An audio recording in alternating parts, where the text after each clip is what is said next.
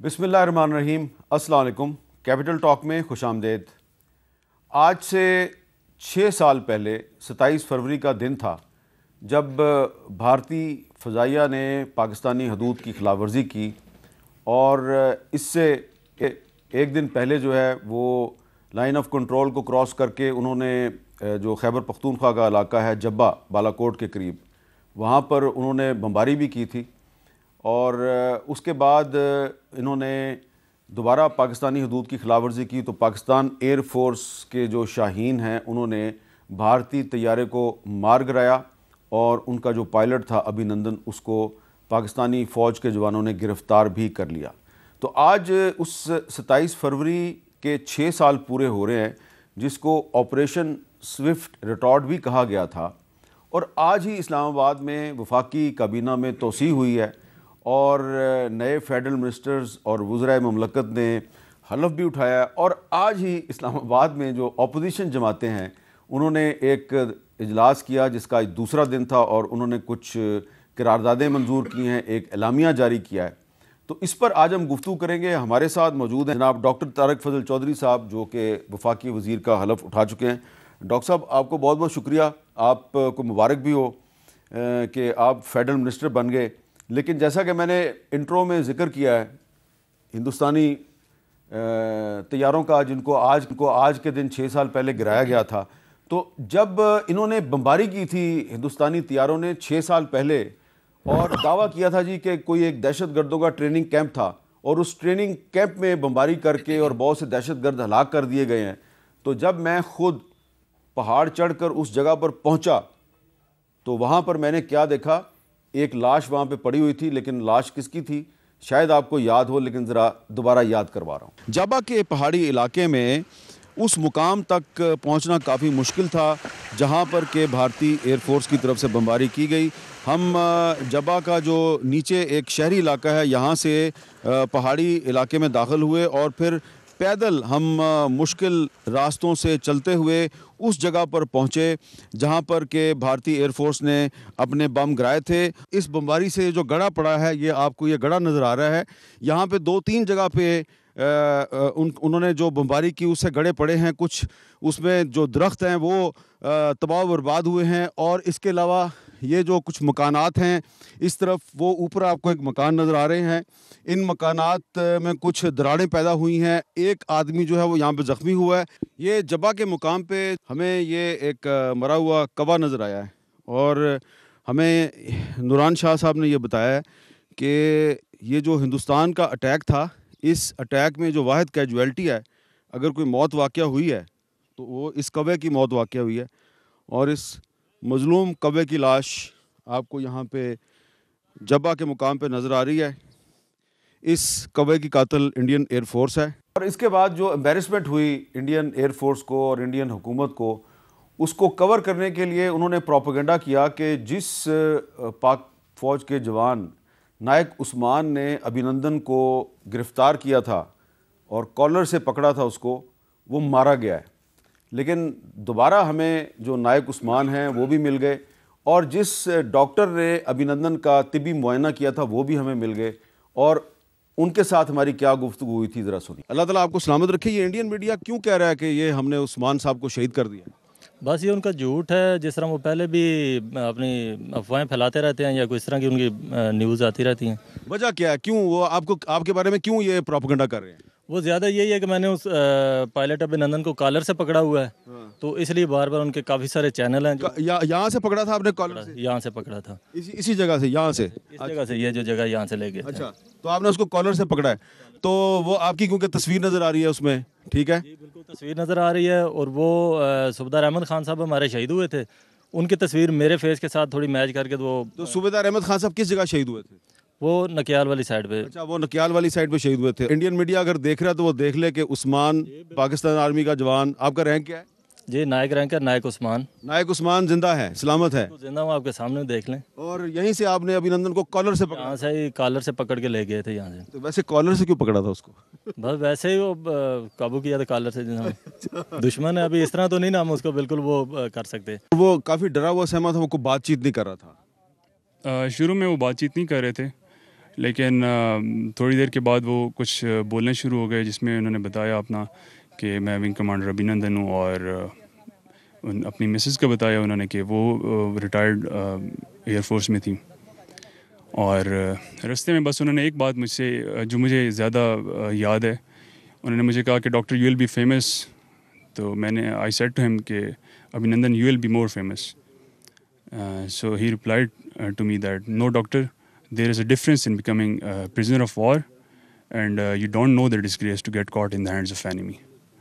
تو یہ میری ایک بات اس کی جو میرے ذہن میں ہے. اور پاکستان ایئر فورس کے دو بہادر پائلٹ جنہوں نے انڈین ایئر فورس کے جہازوں کو گرایا، ان کو پھر قوم نے خراج تحسین پیش کیا، ان کا بھی آج ذکر کرنا بہت ضروری ہے. 26 فروری کو جو ان کی پلاننگ تھی اور 27 فروری کو جو ہم نے کیا، اس میں بڑا فرق تھا. وہ آئے رات کے اندھیرے میں، اپنے ٹارگٹ مس کیے اور افراتفری کے عالم میں بھاگ گئے. اس کے جواب میں ہم نے کیا کیا؟ ہم گئے، جو ہمارے انٹینڈڈ ٹارگٹس تھے ان کو تباہ کیا، اور اس کے بعد ہم وہاں کھڑے ہو گئے to challenge their air defence کہ see we are here, just come and see what is Pakistan air force. جب بھی کوئی دشمن میرے ملک کی سالمیت یا قوم کے وقار کی طرف دیکھے گا تو اس کا وہی حال ہوگا جو اس دن ان دو جہازوں کے ساتھ ہوا. تو جو 27 فروری 2019 کو جو ہوا تھا، اس میں انڈین ایئر فورس کے لیے ایک سبق ہے، اور وہ سبق یہی ہے کہ پاکستان کی طرف دوبارہ میلی نظروں سے نہیں دیکھنا. ڈاکٹر طارق فضل چودھری صاحب، اب کیا یہ ایک اتفاق ہے کہ آج 27 فروری کی سالگرہ بھی ہے اور آج آپ فیڈرل منسٹر بھی بن گئے ہیں، اور ہم ان کا بھی ذکر کر رہے ہیں، اپنے بہادر شاہینوں کا بھی ذکر کر رہے ہیں، اور آپ کو بھی مبارکباد دے رہے ہیں، تو یہ کوئی وزیر اعظم شہباز شریف صاحب نے سوچ سمجھ کے آج کے دن کا انتخاب کیا؟ بسم اللہ الرحمن الرحیم. میر صاحب بہت شکریہ آپ کی مبارکباد کا، آپ کے نیک جذبات کا. اس کا براہ راست جواب تو یہ ہے جی کہ یہ بالکل اتفاقی ہے. اس کی وجہ یہ ہے کہ کافی دنوں سے، بلکہ میں کہوں گا کہ کافی ہفتوں سے کابینہ کی توسیع کے حوالے سے پرائم منسٹر صاحب کی مشاورت جو ہے وہ جاری تھی، اور اس کے بعد جب وہ مشاورت مکمل ہوئی تو پھر ظاہر ہے چونکہ پریزیڈنٹ حلف لیتے ہیں، پھر ان کی مصروفیات کو دیکھ کے تو جب انہوں نے ٹائم دیا تو آج کا یہ دن مقرر ہوا. اور کابینہ کی توسیع کے حوالے سے میں چھوٹی سی بات کر کے پھر اس بڑے اہم موضوع کے اوپر آؤں گا کہ دیکھیں یہ جو توسیع ہے، اس میں پرائم منسٹر کی اور ہماری قیادت کی جو ویژن ہے وہ یہ ہے کہ بہتر سے بہتر انداز سے ملک کی خدمت کی جائے اور ان مسائل کا خاتمہ ہو. اور میں نے آپ کے پروگرام میں یاد ہوگا، آپ کو وہ کلپ بھی آپ کے پاس ہوگا، میں نے کہا تھا کہ پاکستان جو ہے وہ کارپوریٹ طریقے سے چل سکتا ہے. اس کا مطلب یہ ہے کہ بہتر لوگ آئیں، وزارتیں سنبھالیں، ان کی پرفارمنس کا جائزہ لیا جائے، کام کریں، رہیں، نہیں کام کر سکتے وزارتیں تبدیل ہوں. ابھی آپ کو کابینہ میں ایک تو توسیع ہوئی ہے، آپ کو ریشفل بھی نظر آئے گی، اور وہ بھی کارکردگی کی بنیاد کے اوپر ہوگی. تو یہ پرائم منسٹر کا ویژن ہے کہ وزارتیں وزراء کو 5 سال کے لیے نہیں دیں. آج پورٹ فولیوز الاٹ نہیں ہوئے. جی بالکل، اسی لیے جو میں آپ کو عرض کر رہا تھا نا کہ جو ایک روایت ہے کہ جناب وزارت مل گئی تو 5 سال نہیں، ابھی وزیر وہی رہے گا جو کام کرے گا، جو کام نہیں کرے گا وہ تبدیل ہوگا. تو یہ ایک اچھی بات ہے اور اچھی سوچ ہے. اور دوسرا جو آج آپ نے یہ 27 فروری 2019 کے حوالے سے بات کی، دیکھیں انڈیا جو ہے وہ ہمیشہ اپنے مکرو اور اپنے جھوٹے پروپیگنڈے اور بیانیہ کی وجہ سے پوری دنیا میں ایکسپوزڈ ہے. وہ چاہے کشمیر کا مسئلہ ہو اور مقبوضہ کشمیر ہو، وہاں پہ جس طرح وہ مظالم کر رہا ہے اس کو چھپانا ہو، اپنی وہاں پہ 7-8 لاکھ فوج کی موجودگی کو جس طرح وہ کور اپ کر رہا ہے، اٹراسٹیز ہو رہی ہیں، ہیومن رائٹس وائلیشنز ہو رہی ہیں، وہ جس طرح وہ جھوٹا پروپیگنڈا کرتا ہے. اور یہ جو واقعہ ہے 27 فروری کا، اس میں آپ دیکھیں کہ بڑے بزدلانہ طریقے سے جہاں آپ گئے، خود آپ نے دکھایا، اس نے کارروائی کی، بھاگ گئے. پھر جب انہوں نے کوشش کی اور ہماری ایئر فورس نے جو جواب دیا وہ پوری دنیا نے دیکھا. باقاعدہ ان کا جو ہے وہ ونگ کمانڈر ابھینندن کو قید کیا گیا، پھر ایک گڈ ول جیسچر کے طور پہ اس کو رہا کیا گیا. پاکستان نے جس طرح ابھی ہمارے شاہین بتا رہے تھے کہ اپنے ٹارگٹ وہاں پہ ہٹ کیے، ان کا جواب نہیں دے سکے. تو ہم سمجھتے ہیں کہ یہ دن جو ہے یہ بڑا ایک ایئر فورس کے لیے بھی اور افواج کے لیے بھی بڑا ایک شاندار کامیابی کا دن ہے اور پاکستان کے لیے بڑا فخر کا دن ہے. اچھا، اب یہ بتائیں کہ آج اسلام آباد میں اپوزیشن جماعتوں کا ایک اجلاس تھا. پہلے ان کو اجلاس کرنے نہیں دیا گیا، پھر انہوں نے زبردستی ایک ہوٹل کی ریسیپشن پہ اجلاس کیا ہے. تو اس میں کیا باتیں ہوئی ہیں، ذرا اس کے بارے میں ایک چھوٹی سی رپورٹ آپ کو دکھا دیتے ہیں. اپوزیشن اتحاد کی تحریک تحفظ آئین پاکستان کانفرنس کے دوسرے دن ہوٹل انتظامیہ نے بکنگ کینسل کر دی. تاہم اپوزیشن رہنما زبردستی گیٹ کھول کر ہوٹل میں داخل ہو گئے. آسما جہانگیر آڈیٹوریم پر تالے لگا دیے گئے تھے. اپوزیشن اتحاد نے ہوٹل ریسیپشن میں ڈیرے ڈال دیے. ہوٹل کے باہر کھڑا کر دیا، دروازہ بند کر دیا، پولیس بھیج دی، افسران بھیج دیے. میرے خیال سے یہ بڑی شرمناک بات ہے. کانفرنس میں اپوزیشن اتحاد نے ملک میں اقتصادی، سیاسی اور صوبوں میں بگڑتی ہوئی امن و امان کی ذمہ داری 8 فروری 2024 کے دھاندلی شدہ انتخابات کو قرار دیا۔ اپوزیشن اتحاد نے اپنے اعلامیہ میں کہا کہ ملک کے تمام مسائل کا حل صرف اور صرف آئین اور قانون کی بالادستی میں ہے اور تمام سیاسی اسیروں کو فوری طور پر رہا کیا جائے۔ یہاں پر گفتگو کی اجازت نہیں، سوچوں پر پہرے بٹھا دیے گئے ہیں، میڈیا کی آواز کو بند کرنے کے لیے پیکا قانون لے آئے ہیں۔ فیڈریٹنگ یونٹس کو جب تک اب مطمئن نہیں کریں گے تو فیڈریشن کو کیسے چلائیں گے؟ سندھ کے پانی پہ جو گرین پاکستان انیشیٹو کے جو پلانس بنائے گئے ہیں وہ ختم کیے جائیں۔ کانفرنس میں مطالبہ کیا گیا کہ پیکا ترامیم کو فوراً ختم کیا جائے۔ اپوزیشن اتحاد نے ملک کے جاری بحران کا حل آزادانہ، شفاف اور منصفانہ انتخابات قرار دیے اور مسائل کے حل کے لیے عملی جدوجہد جاری رکھنے کا اعلان کیا۔ کیمرامین ارشد خان کے ساتھ راشدہ شعیب، کیپٹل ٹاک، اسلام آباد۔ اچھا ڈاکٹر صاحب، اب سوال میرا آپ سے یہ ہے کہ اگر یہ ہوٹل کے اندر ایک ہال بک کروا کے وہ ایک میٹنگ کرنا چاہ رہے تھے تو اس کو کیوں روکا گیا اور تالا کیوں لگا دیا گیا؟ اس سے تو ان کو فائدہ ہوا ہے، نقصان تو نہیں ہوا؟ میر صاحب، گزارش یہ ہے کہ ابھی آپ نے تمام ہی جو ان کے ممبران ہیں پی ٹی آئی کے یا دیگر جو باقی جماعتوں کے لوگ بھی تھے، ان کی تمام کی تقاریر ابھی اگر حامد میر صاحب کے کیپٹل ٹاک میں چل سکتی ہیں، پوری دنیا دیکھ رہی ہے، تو پھر بندش کہاں پہ ہے؟ سوچ پہ بندش کہاں پہ ہے؟ زبان پہ بندش کہاں پہ ہے؟ تو پہلی تو یہ میں وضاحت دوں گا۔ دوسری بات یہ ہے جی کہ یہ ہوٹل کی بکنگ انہوں نے کرائی نہیں کرائی، کیا بند ہوئے، یہ بڑی چھوٹی باتیں، میں آپ کو چھوٹی باتیں مینس کہ مائنر۔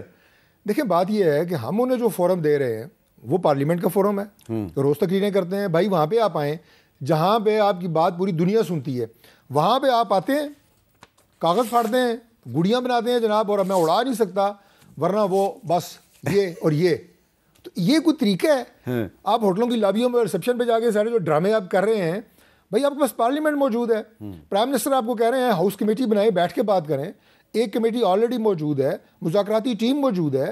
اگر یہ جو آپ آئین اور قانون کی بالادستی کی بات کر رہے ہیں، میں اس بحث میں نہیں جاؤں گا کہ آپ کے اپنے دور میں کتنی بالادستی تھی آئین اور قانون کی عمران خان کے دور میں، اور اب اس کا موازنہ کروں، چھوڑ دیں، میں تو ماضی کی بات کرتا نہیں ہوں، آپ کو پتہ میں پروگریسو آدمی ہوں، میں آگے کی بات کرتا ہوں، وے فارورڈ کی بات کرتا ہوں۔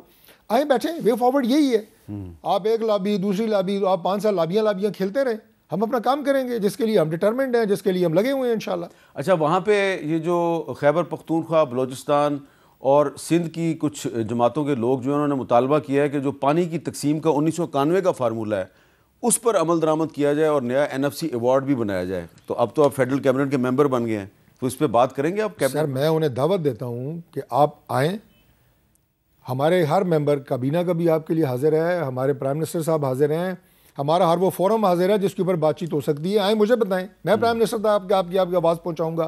دیکھیے طریقہ ہے نا میر صاحب، یہ آوازیں ہوٹلوں کی لابیوں سے تو نہیں نکل سکتی، نہ امر پیرا ہو سکتا ہے، ضرور آپ کی جو جائز بات ہے وہ سنی جائے گی۔ دیکھیے میں پہلی بات آپ سے کی ہے کہ ملک کو چلانا ہے، یہ سارے ملک کا حصہ ہیں، پاکستانی ہے، پاکستان کا حصہ ہے، یہ کسی کے نظریات اور وجود کو برداشت نہیں کرتے، ہم کرتے ہیں، اسی لیے ہم انہیں دعوت دیتے ہیں، بار بار دیتے ہیں۔ پرائم منسٹر نے جو ایک اپنی سوچ اور ویژن دی ہے کہ آپ آئیں، بیٹھ کے بات کریں، ہاؤس کمیٹی بیٹھنی، یہ ساری وہ بات میں آپ کو کر رہا ہوں کہ کئی دفعہ آپ کے پروگراموں میں ہو چکی ہے۔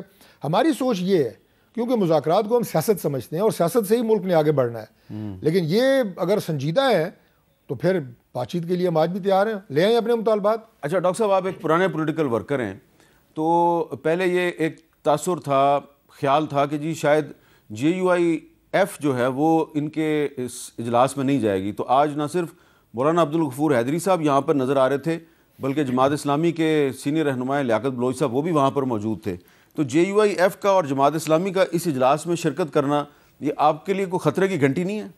ہمارے لیے یہ بڑا خوش آئند ہے۔ اچھا، اور یہ خوش آئند اس لیے ہے کہ یہ وہ لوگ ہیں جماعت اسلامی JUIF کہ جو سیاست کو سیاسی رنگ سے کرنے کے عادی ہیں، یہ انہیں بھی بتائیں گے کہ اسلام آباد میں مسلح جتھے لے کے حملہ کرنا سیاست نہیں ہے۔ مولانا فضل الرحمان صاحب کو، جماعت اسلامی کو کبھی بھی آپ سر پہ کفن باندھ کے یہ علی امین گنڈا پور کے ٹریلر پہ جس کے پیچھے مسلح لوگ آ رہے ہوں نہیں دیکھیں گے آپ۔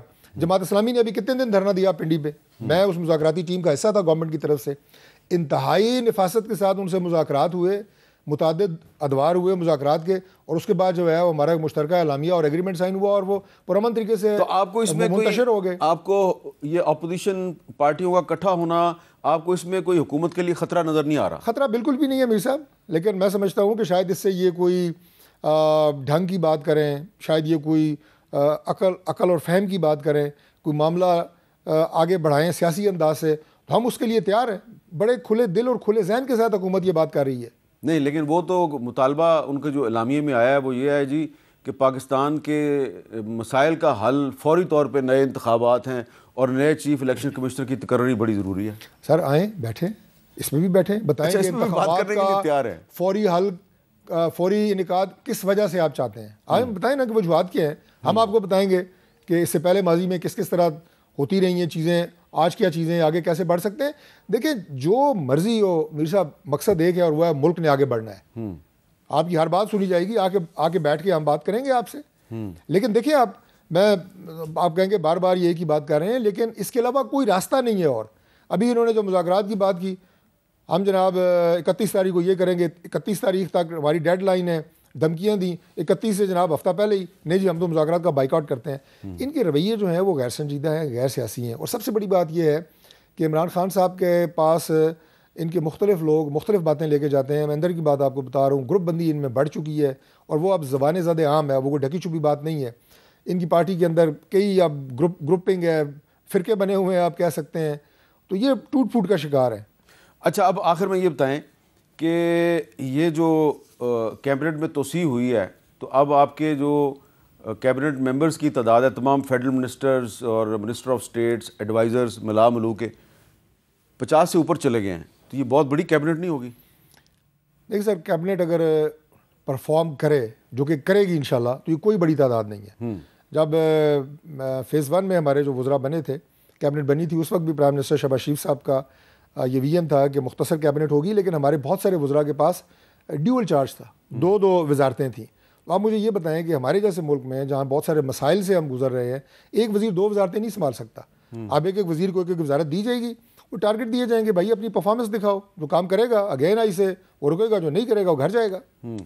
اچھا ڈاکٹر صاحب، آپ سے باتیں تو بہت کرنی ہیں، لیکن مجھے پتہ ہے کہ آج آپ کی بڑی مصروفیت کا دن ہے، تو آپ سے پھر انشاءاللہ دوبارہ ہم کسی وقت تفصیل سے بات کریں گے. آپ کا بہت بہت شکریہ. ناظرین، یہاں پہ ایک بریک کے بعد دوبارہ ملتے ہیں.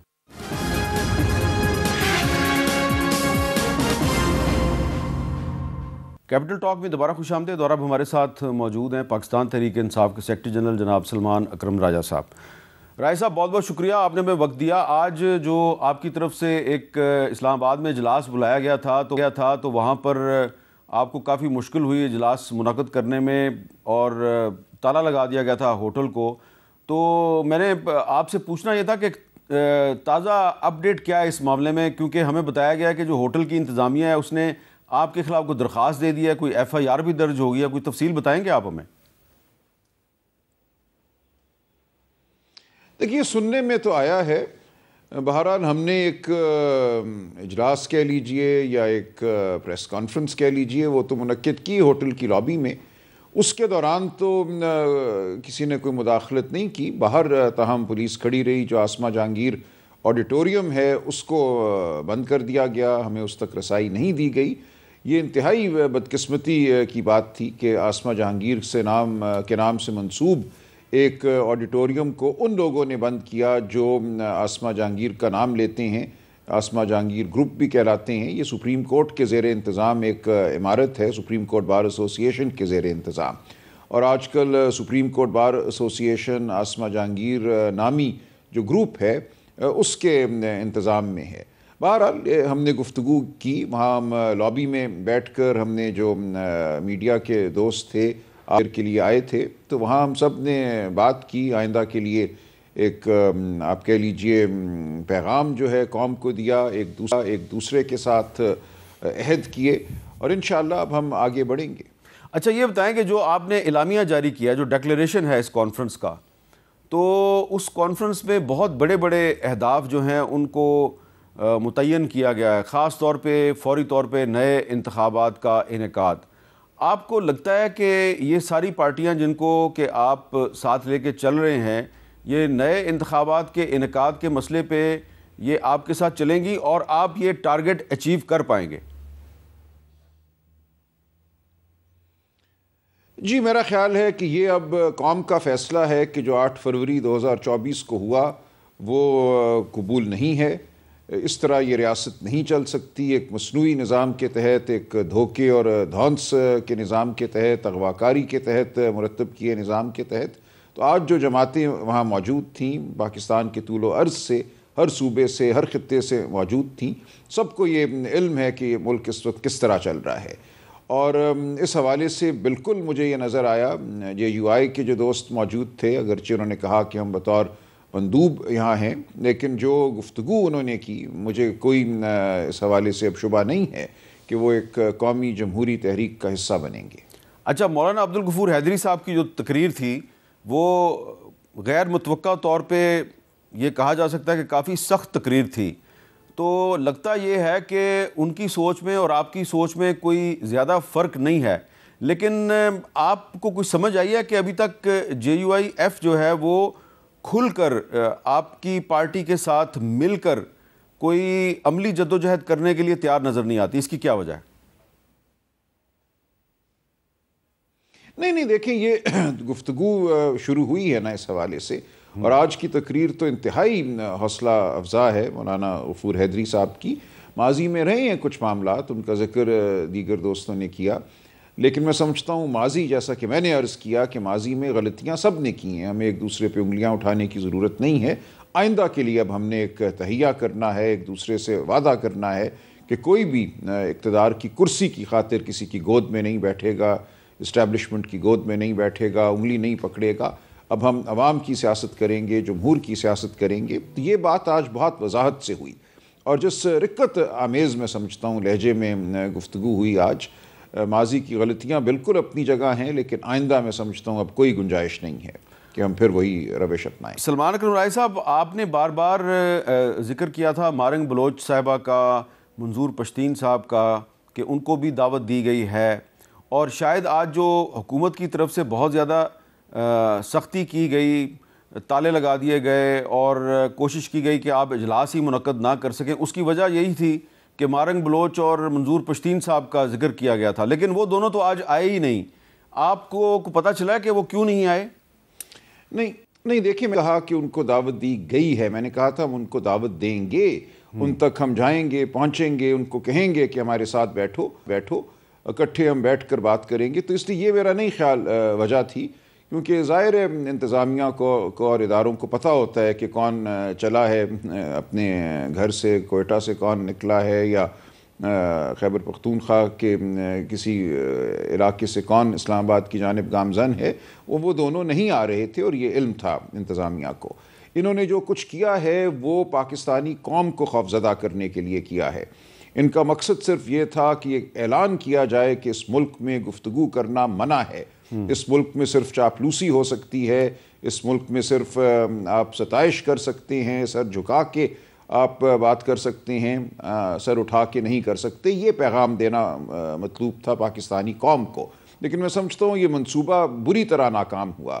جس طرح آج کا اجلاس منعقد ہوا، جس طرح آپ دوستوں نے اس کو کور کیا، آج جس طرح سوشل میڈیا پہ وہ چل رہا ہے، یہ پیغام بڑی وضاحت سے گیا ہے کہ لب آزاد ہیں، ہمارے حوصلے جوان ہیں، ہمیں ڈرایا نہیں جا سکتا. ہم عوام کی خاطر نکلیں گے، بات کریں گے، اور عوام کی جو رائے ہے اس کو ہم مقدم کر کے چھوڑیں گے. کیا یہ کہنا درست ہوگا کہ مارنگ بلوچ اور منظور پشتین اس لیے نہیں آئے کہ وہ جو پارلیمانی سیاست ہے، الیکشن کی پولیٹکس ہے، اس پہ وہ یقین نہیں رکھتے؟ نہیں، میرا نہیں خیال. دیکھیں، یقین رکھنا آج کے دور میں تو کسی کے لیے بھی بہت مشکل ہے.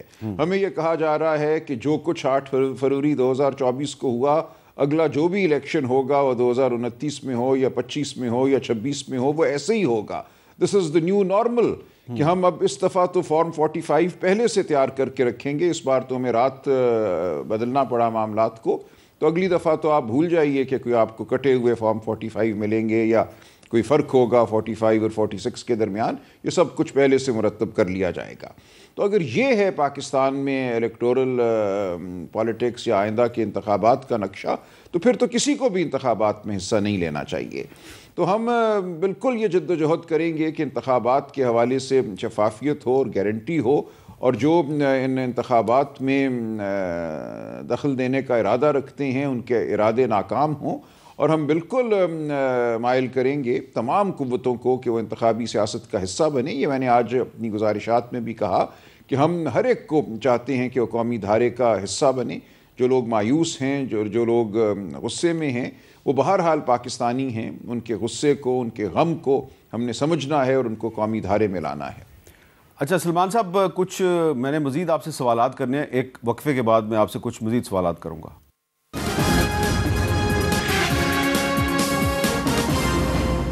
کیپٹل ٹاک میں دوبارہ خوش آمدید۔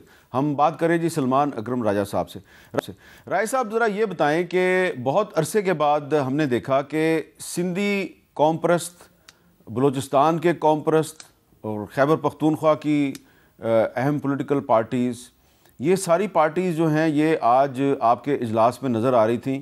خاص طور پہ جو سندھی نیشنلسٹ تھے وہ پانی کے ایشو پہ انہوں نے بہت تشویشناک لب و لہجے میں گفتگو کی، تو اور ساتھ ہی ساتھ آپ لوگ آئین کی بالادستی کی بات بھی کر رہے ہیں۔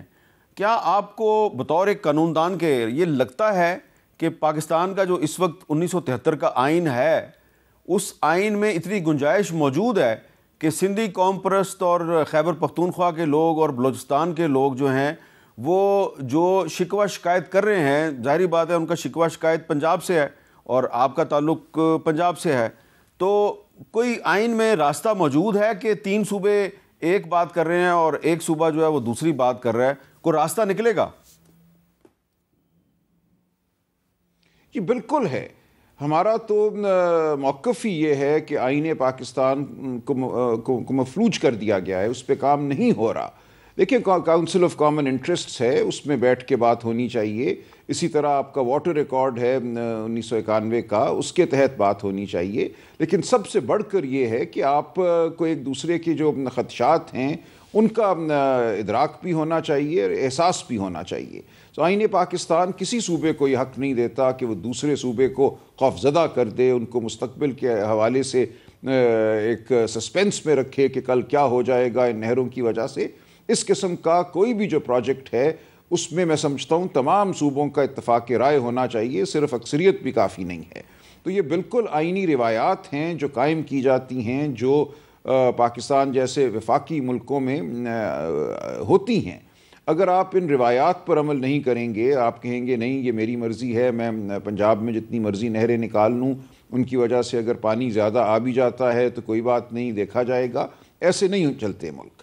تو آج جو سندھ میں غم و غصہ ہے وہ ہم خود دیکھ کر آئے ہیں۔ چند دن قبل ہم سندھ میں تھے، کراچی، حیدرآباد، وہاں سندھی زبان کے بہت سے دانشوروں سے، ایڈیٹروں سے ہماری ملاقات ہوئی، اور جو گفتگو ہم نے وہاں سنی ہے وہ واقعتاً ایسی ہے کہ کوئی بھی محب وطن پاکستانی اس کو نظر انداز نہیں کر سکتا۔ تو ہم بالکل ساتھ بیٹھیں گے، اور جتنی بھی یہ جماعتیں سندھ سے آئی ہیں یہ وہ ہیں جو پاکستان کے آئین سے جڑی ہوئی ہیں، جو پاکستان کی سالمیت اور یگانگت سے جڑی ہوئی ہیں۔ ایسی کوئی جماعت نہیں آئی جو پاکستان کے آئین کو نہ مانتی ہو۔ تو یہ بالکل واضح ہے کہ ہم جو حل ڈھونڈ رہے ہیں وہ پاکستان کے آئین ہی میں ڈھونڈ رہے ہیں۔ اچھا سلمان صاحب، آج وفاقی کابینہ میں بھی توسیع ہو گئی ہے اور اب کابینہ کے ارکان کی تعداد جو ہے وہ 50-55 کے قریب جا پہنچی ہے، تو آپ کو یہ نہیں لگتا کہ یہ شہباز شریف صاحب نے کیبنٹ کو ڈبل کر دیا ہے، یعنی کہ اس میں 2 گنا اضافہ کر دیا ہے؟ تو اس کا مطلب یہ ہے کہ اب ان کو اپنی حکومت کے لیے کوئی خطرہ نظر نہیں آ رہا، اور انہوں نے آج بھی کوئی تعداد جو ہے اس میں اضافہ کیا، اور سننے میں آ رہا ہے کہ کچھ دن کے بعد ایک اور راؤنڈ ہے اور اس میں مزید کیبنٹ کو ایکسپینڈ کیا جائے گا۔ تو ایک طرف آپ ان کے خلاف تحریک چلانے کی تیاری کر رہے ہیں، دوسری طرف وہ اپنی کابینہ میں توسیع کرتے جا رہے ہیں، شاید اس لیے کہ ان کو اب کوئی خطرہ نہیں نظر آ رہا آپ سے۔ نہیں دیکھیں، تو بالکل اس سے برعکس ہے۔ اس طرح کی توسیع تو ایک ڈری ہوئی، سہمی ہوئی حکومت کیا کرتی ہے جو اپنے وجود سے شرمسار ہو، وہ زیادہ سے زیادہ لوگوں کو اپنی طرف مائل کرنے کی کوشش کرتی ہے، عہدے کی ہڈیاں پھینک کر۔ کیا یہ کابینہ کرے گی اس تعداد کی کابینہ؟ کوئی اس کا مقصد نہیں ہے۔ ایک طرف ہم کہتے ہیں کہ حکومت کے اخراجات کم کرو، ہم غریب ملک ہیں، ہمارے پاس وسائل کی کمی ہے، ٹیکس کے کی رقم کو وہاں خرچ کرو جہاں غریب کا فائدہ ہو، دوسری طرف آپ کہتے ہیں کہ 50-55 نہیں اور مزید اضافہ ہوگا، 70-75 کی کابینہ ہوگی. یہ تو علامت ہے ایک شرمسار حکومت کی. یہ کسی مضبوط حکومت کا طریقہ نہیں ہے اس قسم کی کابینہ بنانا. تو یہ ایک سہمی ہوئی حکومت ہے جس کو پتہ ہے کہ اس کا کوئی اخلاقی وجود نہیں ہے، اس کا کوئی قانونی وجود نہیں ہے. وہ ایک کرسی سے چمٹی ہوئی حکومت ہے، کرسیاں بانٹ رہے ہیں وہ. اچھا، ابھی تھوڑی دیر پہلے ڈاکٹر طارق فضل چودھری صاحب ہمارے سے بات کر رہے تھے. انہوں نے بھی آج فیڈرل منسٹر کا حلف اٹھایا ہے. وہ بڑے کانفیڈنٹ نظر آ رہے تھے اور ان کے کانفیڈنس کی ایک وجہ جو ہے وہ یہ بیان کر رہے تھے کہ بھئی تحریک انصاف جو ہے اس میں بہت زیادہ گروپنگ ہو گئی ہے، آپس میں ایک دوسرے کی لیگ پولنگ کی جا رہی ہے. تو یہ جو ایک حکومت کی طرف سے ایک بیانیہ جو ہے اس کو پروموٹ کیا جا رہا ہے کہ تحریک انصاف جو ہے وہ بہت اندرونی اختلافات کا شکار ہے. تو آپ پارٹی کے سیکرٹری جنرل بھی ہیں، تو کیا آپ اس سے اتفاق کرتے ہیں کہ یہ جو اندرونی اختلافات ہیں اس سے آپ کو کافی نقصان ہو رہا ہے؟ بالکل بھی نہیں. یہ بالکل یہ ایک خود فریبی کی بات ہے. ظاہر ہے کچھ تو بات کرنی ہے نا. اسلام آباد کی جو 3 نشستوں کا معاملہ ہے، جس طرح اسلام آباد ہائی کورٹ پہ دھاوا بولا گیا کہ ان کے مقدمات نہ سنے جا سکیں، اس کے بعد ظاہر ہے سامنے آ کر کوئی ماسک تو پہننا ہے.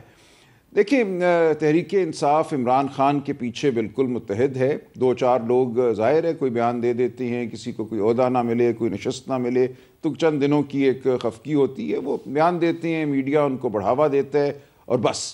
کوئی انتشار نہیں ہے، کوئی گروپنگ نہیں ہے تحریک انصاف کے اندر. بالکل ہر سطح پہ اتحاد ہے اور یگانگت ہے. اب یہ بتائیں کہ آپ کو 2025 میں لگتا ہے کہ عمران خان صاحب جیل سے باہر آ جائیں گے؟ جی بالکل مجھے لگتا ہے. دیکھیں، جو یہ جھوٹ پر اور فراڈ دھونس پر مبنی نظام ہے، مجھے نہیں لگتا کہ یہ ایک عوامی تحریک کو سہ سکے گا. اور جو لوگ منصوبہ ساز ہیں، اپنے آپ کو مقتدرہ کہتے ہیں، ان میں اگر ذرا بھی پاکستان کے لیے کوئی محبت ہے، کوئی حب الوطنی ہے، تو وہ اس جھوٹ کے نظام کو زیادہ دیر سہارا نہیں دیں گے.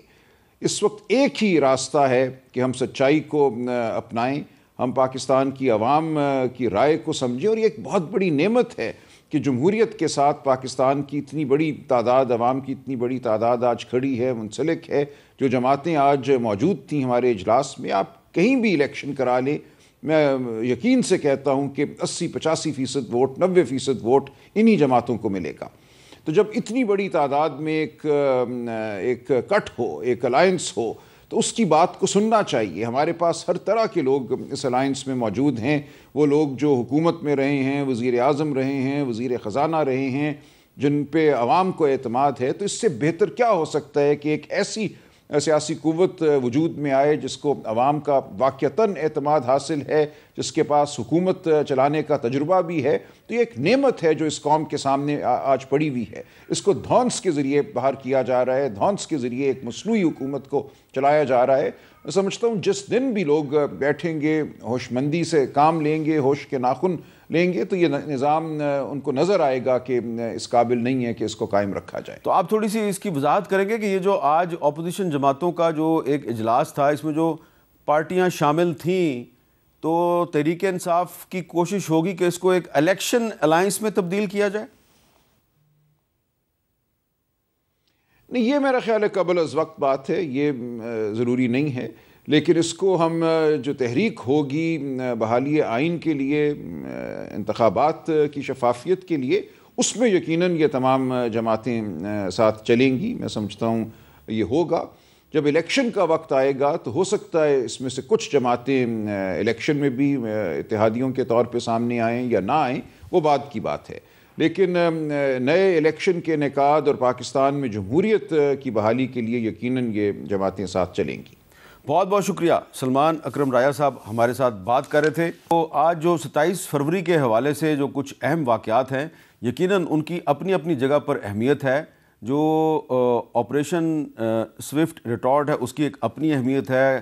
آج کابینہ میں ایکسپینشن ہوئی ہے، اس کی ایک اپنی اہمیت ہے. اور جو اسلام آباد میں آج اپوزیشن جماعتوں کا اجلاس تھا اور اس میں جو ایک اعلامیہ جاری کیا گیا، اس کی ایک اپنی اہمیت ہے. اور اس اعلامیے کی جو سب سے زیادہ اہمیت ہے وہ یہ ہے کہ ایک طویل عرصے کے بعد جو پاکستان کے 3 چھوٹے صوبے ہیں، خیبر پختونخوا، بلوچستان اور سندھ، یہاں سے مختلف جو نمائندگان ہیں، مختلف سیاسی جماعتوں کے جو رہنما ہیں، وہ اسلام آباد میں اکٹھے ہوئے اور انہوں نے آئین پاکستان کے اندر رہتے ہوئے اپنے مسائل کے حل کا مطالبہ کیا ہے۔ تو یہ ایک بہت ہی اہم ڈیولپمنٹ ہے، اور اگر ان کی جو بات ہے، ان کا جو مطالبہ ہے، اس پہ توجہ نہیں دی جاتی تو یہ ہم سب کی بہت بڑی بدقسمتی ہوگی۔ اجازت دیجیے، اللہ حافظ۔